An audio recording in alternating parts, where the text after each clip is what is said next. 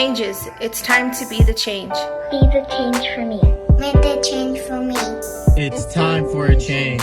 Time for a change. It's time to be the difference. It's time to make a change. It's time to see changes. Time for changes. I survived to rejoice in the change. It's time to make a difference. It's time to be the change. Be the change. Be the change. My dad is part of the change.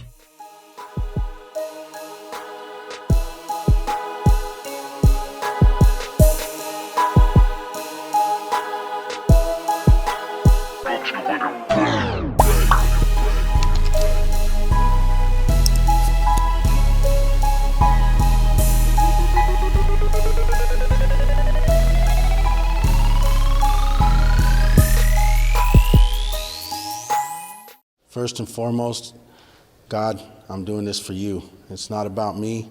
It's not about anything that I've been through. It's not about anything that I've overcome. Father God, this is for the glory of your name and for people to get to know who you are and have a chance for them to open up and let you work in their lives the way you worked in mine. So thank you, Jesus, for this second chance.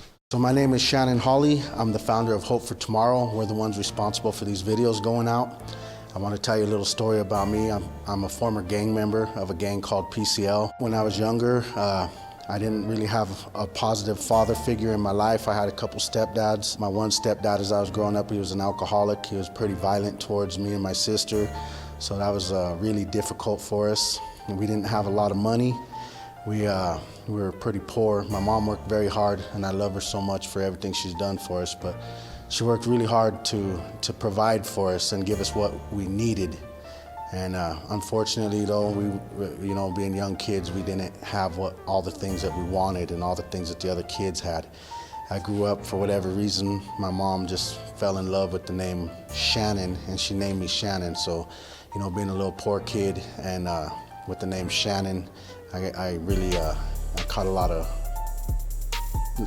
problems with that, with bullying and people picking on me, making fun of my name, making fun of the clothes we were in. And I dealt with that for a long period of my life.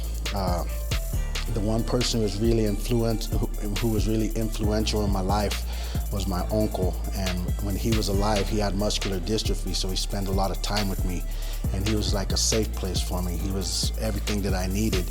And he passed away when I was really young. And after he passed away, I kind of started on this slippery slope of chaos. And as I was growing up, anger, bitterness, everything from being picked on and the loss of my uncle really started poisoning my spirit. I was born and raised here, and I was still the blunt end of some bullying and things that were going on, and I finally had had enough. I was with a friend of mine one night, and we were at a party, and at this party there was a bunch of gang members there. And I remember that the DJ had said, throw your hood in the air. And I remember all these gang members around me throwing up their gang. And I remember somebody in the crowd who wasn't a part of that gang throwing up a different gang. And the chaos that broke out in that, fighting, stabbings, there was shootings, gunshots went off, somebody got shot, and it really excited me, and I knew I wanted something like that. I was tired of being picked on, I was tired of not being accepted, I was tired of, I didn't like who I was, and I felt that going into the gangs was gonna help me build as a person that people would want to be around or people would fear. And so we got jumped into the gang maybe a week or 2 weeks later. 60 seconds, time clock started, people are around you, and you're fighting until that 60 seconds is up. And then you're welcomed into the gang. The same people who just beat the crap out of you are picking you up and loving you and welcoming you to their family. And that meant a lot to me. And so as we went on through the years, the more times I got in trouble, the more times I did something for this gang, the more I felt power from that. It was a false sense of power, but I felt this power, like I was getting my name out there. And so it was time for me to become the shark. Instead of being the little fish in the ocean that was always getting picked on or chased around or something, it was my turn to be the shark. And that sense of power just really just really excited me. It really motivated me, and I wanted to be the biggest shark there was, so I started getting into bigger things. You know, we went from gang fights and different things like that, partying all the time, till I got a gun. And I got that gun, and I wanted to be known as a person that if I had a gun, that everybody in the city knew that if that gun came out, that it wasn't coming out for nothing, that I was gonna squeeze that trigger and bullets were gonna fly. And as the years passed, you know, I was involved in several shootings. The first time I made the Greeley Tribune, I was a young kid and I was involved in a shooting. I walked down the street, seen a bunch of people that were rival gang members, and right underneath the street light, I pulled out a gun, I pulled back the slide, and I unloaded on them. And I unloaded that 9mm with the intent to hurt somebody. But by the grace of God, nobody was hit. Gangs, they meant a lot to me because I found this brotherhood of people who accepted me for who I was. And it didn't matter how poor I was. It didn't even matter that my name was Shannon. They loved me and they had my back. And so I felt that I owed them something. But, you know, as time went on, you know, I had my first daughter. I was getting in over my head.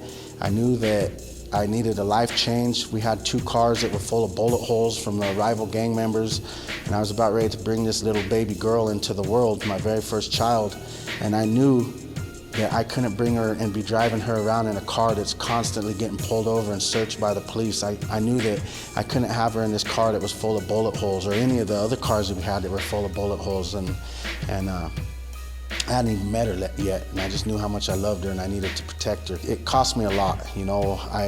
Here I am now, and I've lost the first family that I had, the ex that I was with.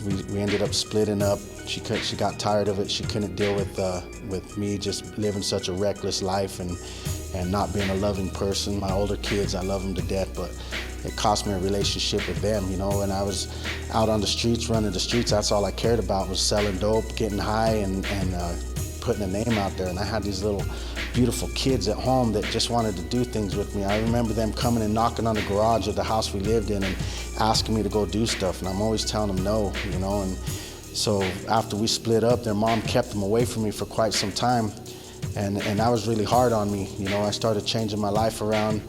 But it was really hard because I didn't get to build that relationship with them, and I loved them. I really did. I love them with all my heart. I still do. I love them with all my heart, and that's one of my biggest regrets in life, is not being able to enjoy their childhood with them, not being able to be a father to them that they need, not being able to be a positive example to them.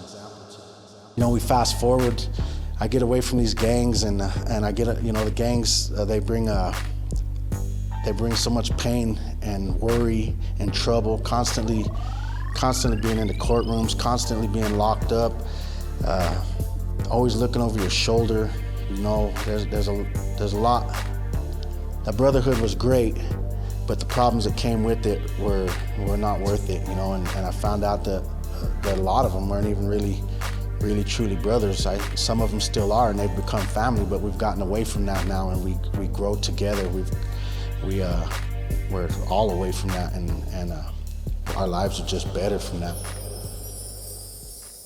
Now my life is just great. I got a beautiful family. I've got my beautiful wife, who I love and adore. I learned from my old relationship that what I need to do to be a man, to be a good husband. I learned from the relationship with my kids and how I slacked on that, what I need to do to be a good father for the kids I have now. I've built a relationship with my kids. You know, I set goals, and I've reached all my goals. I'm a homeowner, and when I was in the gangs, I never thought for the world that I'd ever become a homeowner. It was something that seemed like it was for the rich people to do, or this and that, you know, not for the guy who's stuck in the gangs, not for the guy who God put me here, you know. But God didn't put me there. I put myself there. My choices put me in everything that I went through. Thanks to God, my life has changed. He softened my heart. Like I said, I'm a homeowner. I'm a father. I'm a good husband. I'm a good friend. My friends who are out there, I love them all, and I just want to be there for all of them. You know, I talk to them. I'm opened up to them. I listen to them. It's not about me. You know, I don't care that my name is Shannon. I don't care that I was poor. You know, I'm proud of who I am today. I'm proud of the changes that I made. I'm proud of where I am in life. I have a nonprofit, Hope for Tomorrow, this beautiful nonprofit to be able to reach out to people and who are in gangs, reach out to people who are fighting with addiction like I did, reach out to people who are fighting with depression and want to take their life. It's something I'm also very familiar with. Now I'm able to take my past experiences and turn those around for something good and show love and give hope to somebody else. If I had a message, if you're out there, man, if you're out there and you're stuck in this gang life and you just feel that this is what God put you here for, this is what you were created for, I don't care if you were born into it, I don't care if you were bullied into it, for whatever reason, I understand. I get why you're in it. And I understand what you're feeling about it. But that's not life. It's not life. You're wasting so much of it, and you're gonna lose so much because of it.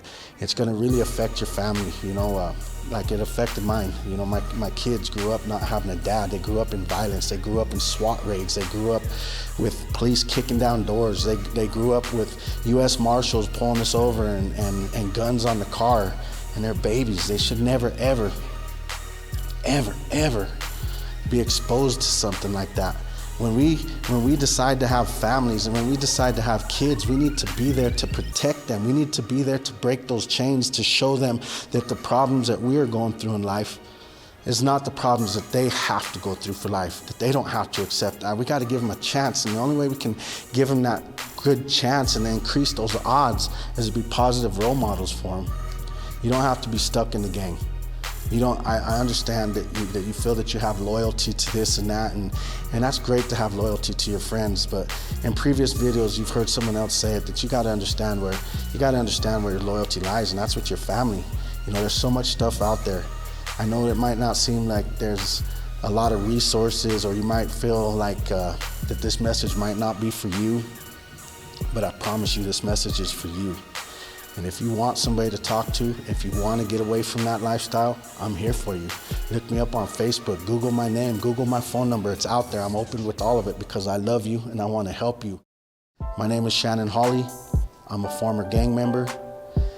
I'm a former addict, and I'm part of the change. And I want to encourage everybody out there, whether you're part of the lifestyle or not, to take the courage to educate yourself and for you to be a part of that change as well.